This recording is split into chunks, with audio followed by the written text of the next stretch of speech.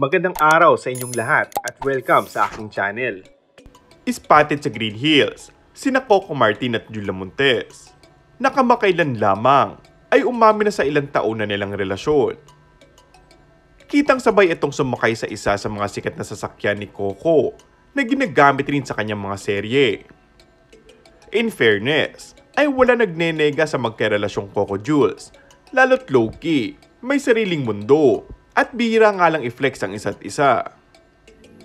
Nagbubunyi ang mga Coco Jules fans dahil very rare moment nga naman na makunan ng larawan ng dalawa na magkasama at matagal nilang itong inaantay.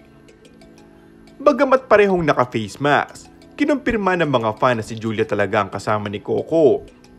Sobrang kilig ang fans sa mga larawan na nakuha, lalo na nga sa isang photo ay tila naghawak pa ng kamay ang dalawa nang bumaba si Coco sa sasakyan. Very private man raw ang era ni na Coco at Julia, pero natatanaw daw nila ang dalawa. Private kasi yung area kung saan nagpapark ang mga artista banda, pero natatanaw namin sila. Akala ko si Jules yung sweet, clingy, pero baliktad. Si Coco yung medyo touchy kay Jules.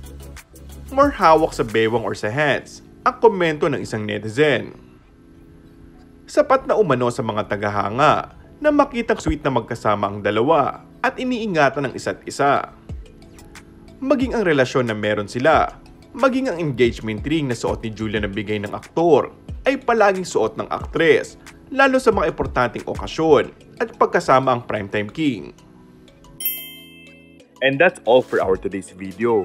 Kung bago ka lang sa aking channel ay mag-subscribe at pindutin na rin ang notification bell. Maraming salamat!